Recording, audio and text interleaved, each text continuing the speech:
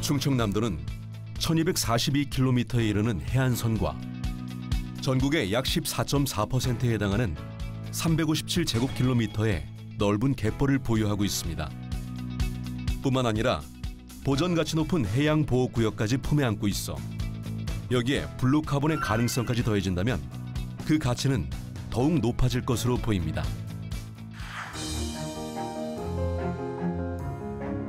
한여름의 태양 아래 드넓게 펼쳐진 농지. 이곳의 황새의 자연 복원을 위해 약 100만 제곱미터 규모의 농지를 유기농법으로 꾸려가고 있는 마을이 있습니다.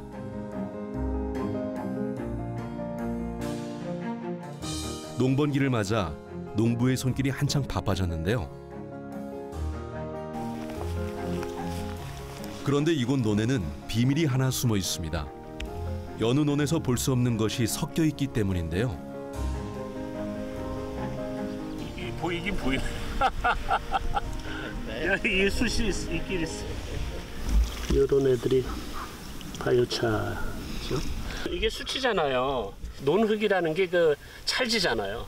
그러니까 수치랑 잘 엉겨 붙어가지고 그대로 있는 거예요. 물에 젖은 흙 속에 거뭇거뭇하게 섞여 있는 자잘한 물질들. 이것이 바로 바이오차인데요. 목재나 식물의 잔재물을 산소가 거의 없는 조건에서 350도 이상의 고온으로 열분해시키면 까만 숯이 생성되는데 이것을 바이오차라고 합니다.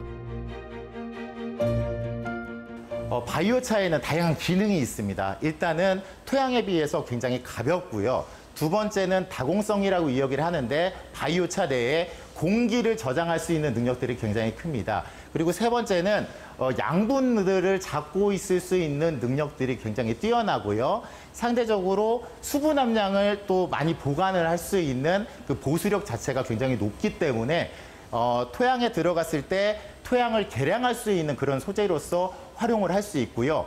그리고 최근에 가장 각광받고 있는 그 바이오차의 기능 중에서 탄소를 가두는 기능이 있습니다. 그러니까 탄소를 대기 중에 내뿜지 않고 그 자체로 100년 이상을 더 지속적으로 가지고 있을 수 있는 능력이 있기 때문에 저희가 탄소 중립의 소재로서 많이 활용을 하고 있습니다.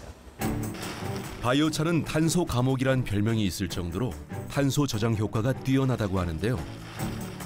일반 토양의 탄소 저장 효과가 1%라면 바이오차는 그 20배의 효과가 있는 것으로 알려져 있고 토양 환경 개선 효과 또한 입증됐다고 합니다. 네, 한 930평짜리 한 필지인데 보통 평년에 한 2,300kg 정도 수출이 나오는 데입니다. 근데 작년도에 봄에 바이오차를 살포하고 가을에 2,800kg가 나왔어요.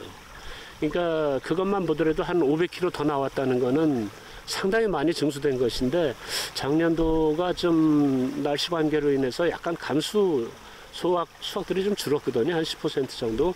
그거를 감안하면 상당히 많이 수확이 증가한 겁니다. 2001년부터 바이오차를 생산해오고 있다는 한 공장. 오늘은 바이오차를 만드는 재료가 들어오는 날이랍니다. 이곳에서 바이오차의 재료로 사용되는 것은 바로 왕겨. 흔히 폐기물로 버려지던 왕겨가 이곳에서 새로운 쓰임새를 얻게 된다고 합니다. 왕겨를 450에서 550도의 탄화로 해서 열분해하게 되는데요. 불꽃은 위에서 아래로, 연기는 아래에서 위로 올라가는 제조 방법을 통해 에너지까지 저감하고 있다고 합니다. 그 TLUD 방식은 에너지를 거의 사용하지 않습니다.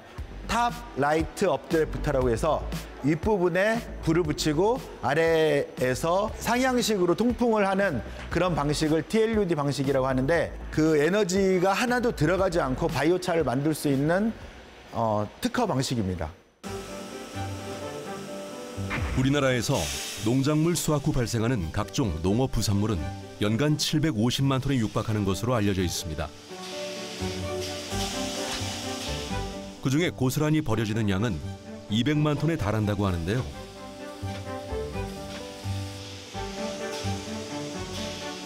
농업 부산물의 폐기량을 줄이는 것은 물론이고 이산화탄소 배출까지 줄일 수 있다는 점에서 바이오차는 주목받고 있습니다. 2000년 초반에는 그 왕겨가 정말로 많이 남아돌던 시기였습니다. 그래서 이 왕겨 같은 경우에 다 폐기물로 버려지는 상태였거든요. 그래서 그 폐기물을 어떻게 하면 재활용할 수 있을까 이런 생각에 완결을 갖다가 열분해서 바이오차로 만들면 실질적으로 토양 개량의 효과도 있고 이산화탄소도 저감할 수 있기 때문에 이런 이유에서 완결을 바이오차로 만들게 되었습니다. 과거 화전이나 쥐불놀이를 이용하던 농법 역시 바이오차의 일종. 전 세계적으로 토양 관리를 실행했던 지역에서 바이오차가 발견되는 이유도 이 때문이라 합니다. 바이오차가 가진 가능성에 주목하고 연구를 계속하고 있다는 연구팀. 바이오차는 자칫 화학 비료로 혼동될 수 있지만 비료는 토양에서 30일 내에 분해되는 반면 바이오차는 토양에 반영구적으로 남아있다는 것이 차이점이라고 합니다. 이렇듯 바이오차는 토양 환경 개선은 물론이고 작물 생육 향상 및 병의 저감 효과까지 입증된 상태. 뿐만 아니라 탄소 저장 효과까지 더해지면서 저탄소 농법에 대한 기대를 높이고 있습니다. 농업의 온실가스 배출량은 비교적 낮은 편에 속하지만 지속 가능한 농업을 위해서는 농업에서의 변화도 촉구되고 있는 상황입니다. 과수를 예를 들면 굉장히 지금 그 위도가 굉장히 올라가고 있습니다. 생산단지 위도가 굉장히 올라가고 있는데 이런 것들이 2050년도가 되면 사과 생산량 같은 경우에 20분의 1로 떨어질 거라는 그런 보고가 있습니다. 그래서 우리 미래 세대, 우리 아이들 같은 경우에는 나중에 그런 이제 지금 현재 먹고 있는 과일들 중에서 못 먹는 과일, 먹기 어려운 과일들이 생길 수 있는 그런 환경들이 조성이 될 걸로 전문가들은 예상을 하고 있습니다. 그렇기 때문에 지금에도 늦지 않았지만 이런 다양한 바이오차라든가 다른 저탄소 농업 기술들을 적극적으로 농업에 도입을 해서 농업인들이 실천할 수 있게끔 그리고 농업인들이 원활하게 잘 활용할 수 있게끔 역할들이 굉장히 중요하다고 생각합니다.